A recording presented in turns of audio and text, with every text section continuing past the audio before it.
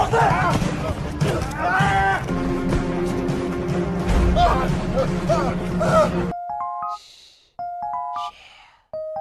semua, kali ini saya akan membahas film Serigala Terakhir. Bukan GGS lo ya, Serigala Terakhir, beda lagi. Ceritanya aja beda, kalau GGS kan ganteng-ganteng serigala. Kalau Serigala Terakhir, serigala-serigala terakhir. Sebelumnya buat kalian yang baru join, salam kenal, namaku Dim, umurnya 12 tahun lebih 14 bulan. Oke, langsung aja ke filmnya.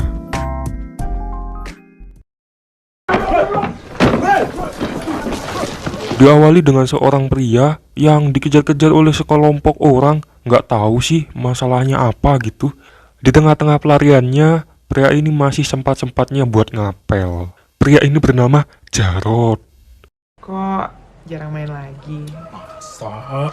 Risma dong sekali-sekali main ke rumah abang. Karena sudah ketahuan, Jarod lagi-lagi harus lari untuk menghindari mereka. Sampai akhirnya Jarod menggiring mereka ke markasnya. Perkelahian pun terjadi di sini.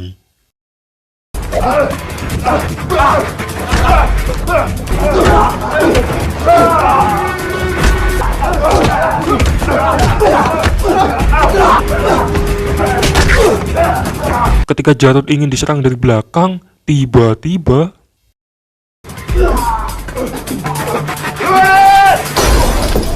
si bisu Fatir menolongnya. Dikarenakan Jarod dan teman-temannya nggak bisa diem kayak Batita, mereka ikut tawuran yang entah apa masalahnya. Polisi tiba-tiba muncul karena ingin main film. Polisinya hanya mengejar Jarod dan teman-temannya.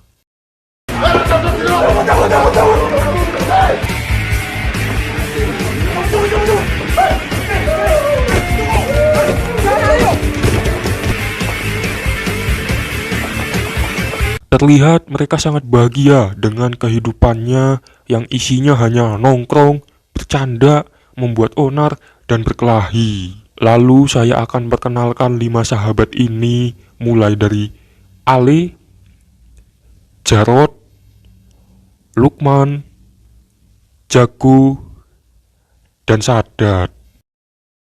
Besoknya tim Jarod bakalan tanding bola sama tim kampung sebelah. Pertandingan adu gengsi penuh nyali pun tersaji.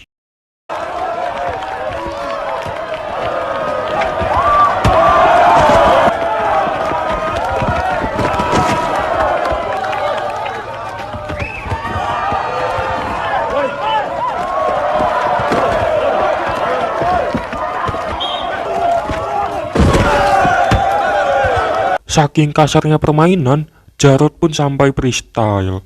Ali yang melihatnya tidak terima, tetapi pertandingan sudah masuk turun minum. Ketika peluit pertandingan dibunyikan, pertandingan pun dimulai kembali.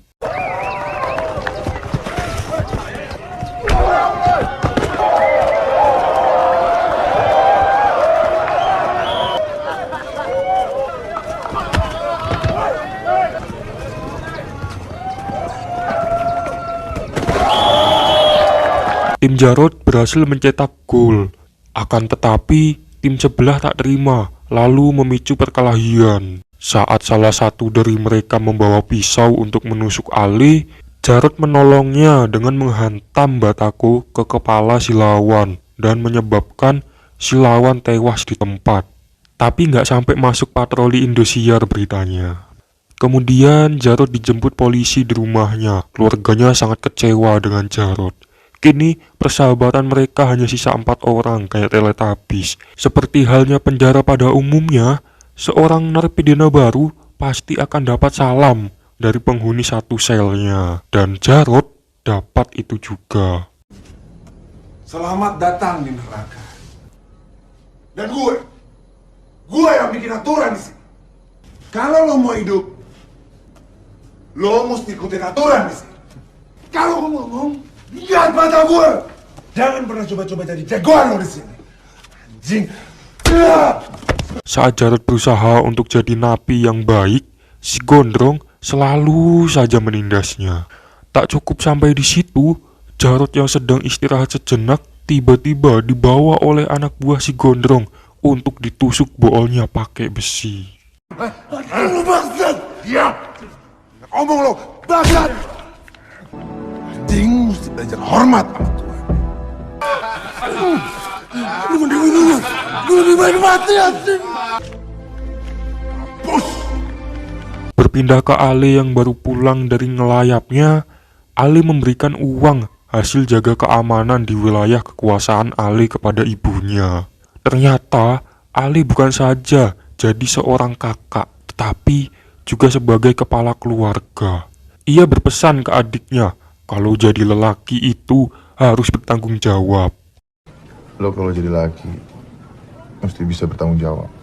Ini saatnya untuk Jarod mengakhiri penindasannya, dimulai dari anak buah si Gondrong yang dihajar terlebih dahulu.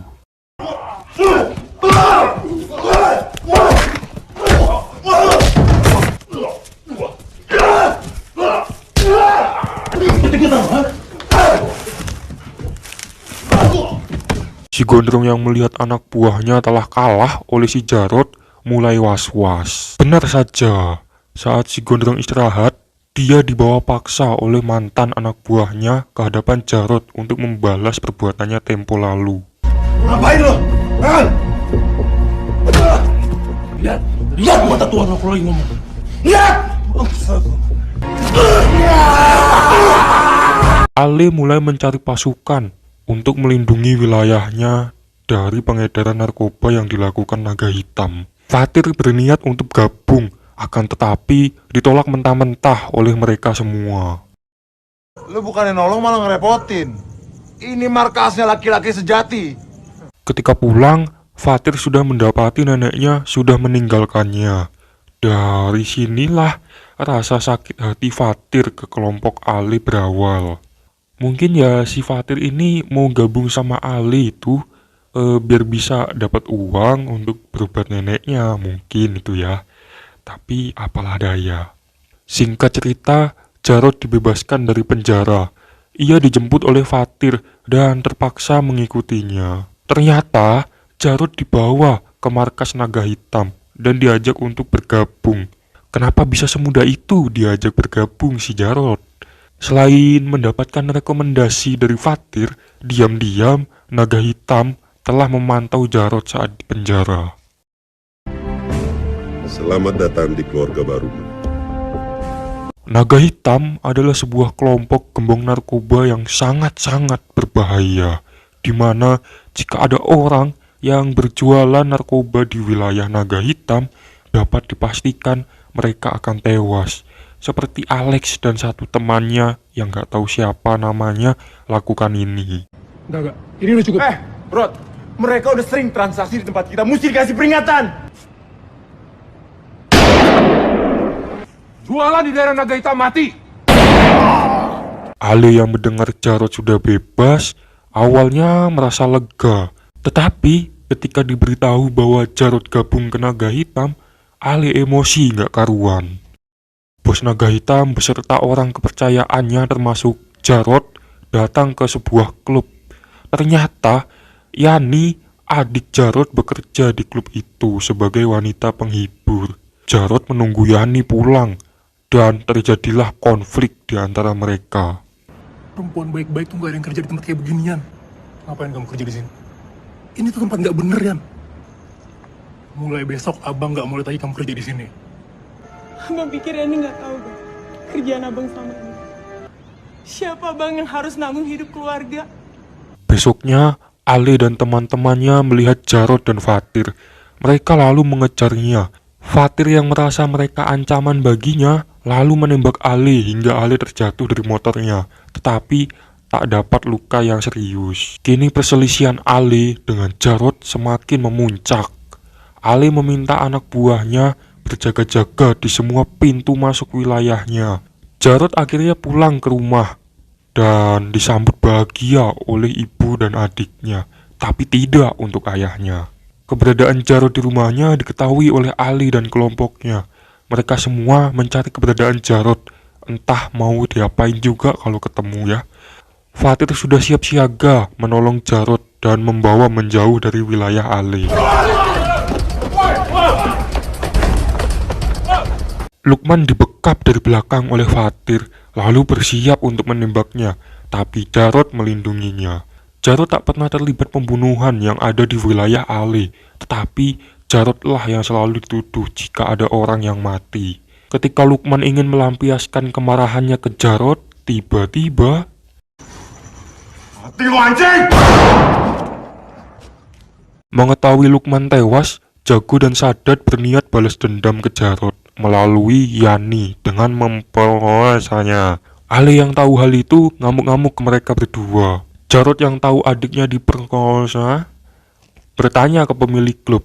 Ia lalu jujur bahwa yang melakukan hal itu adalah Sadat dan Jago. Lalu Jarod membakar klub tersebut. Jarod menculik Jago dan Sadat. Jago dan Sadat memohon ke Jarod agar tidak membunuhnya. Mereka menyesal melakukan hal keji itu. Jarod sudah sangat marah dengan mereka, tetapi tak bisa menghabisi mereka. Ia menyuruh Fatir untuk mengeksekusinya.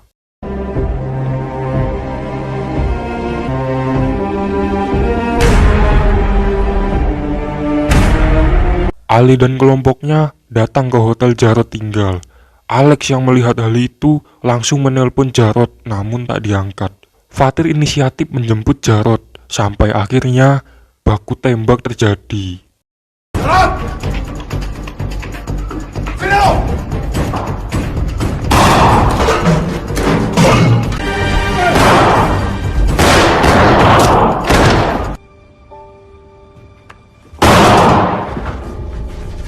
Saat sudah terpojok, mereka memutuskan lompat melalui jendela, lalu kabur dengan Alex yang telah menunggunya.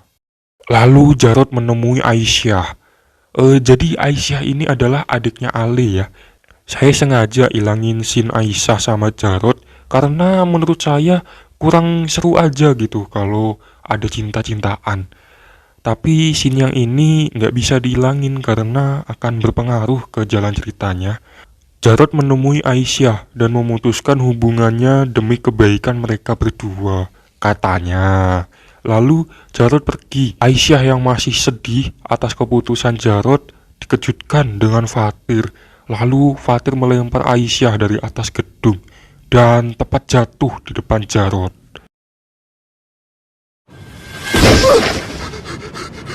Tuh kan, si Fatir ini yang bikin masalah tuh jadi runyam sebenarnya.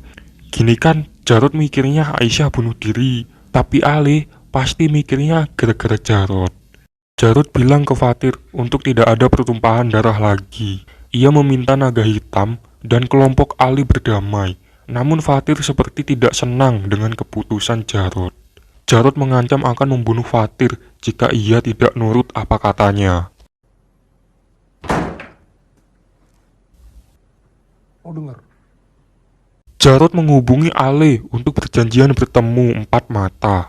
Ale nitip ibunya ke adiknya yang bernama Bara untuk selalu menjaga ibunya. Sesampainya di tempat perjanjian, Jarod dan Ale mengenang masa-masa mereka berlima berkumpul bersama. Tapi saat membahas kematian Aisyah, Ale sangat marah karena ia mengira penyebabnya adalah Jarod. Hingga Ale menodongkan pistol ke Jarod. Jarod menghentikan Ale agar tidak ada pertumpahan darah lagi. Akan tetapi, Ale harus tertembak. Entah siapa yang nembak, Ali sendiri apa Jarod, saya juga nggak tahu. Jarod sangat menyesali semua kejadian yang menimpanya hingga tiba-tiba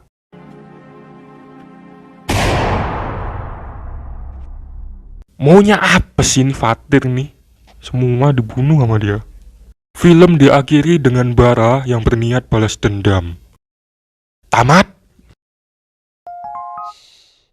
Ini sih the real ya, the real Fatir nyusahin, Apa-apa Fatir yang lakuin, Jarod yang dituduh. Fatir yang lakuin, Jarod yang dituduh. Kalian mau tahu si Fatir bakalan kesiksa? Tunggu aja ya the seriesnya. Saya akan bahas setelahnya. Setelah film ini saya akan bahas the seriesnya. Di situ Fatir akan tersiksa. Kita tunggu aja. Sekian dari saya, jika ada salah kata dan cadel mohon maaf dan terima nasib.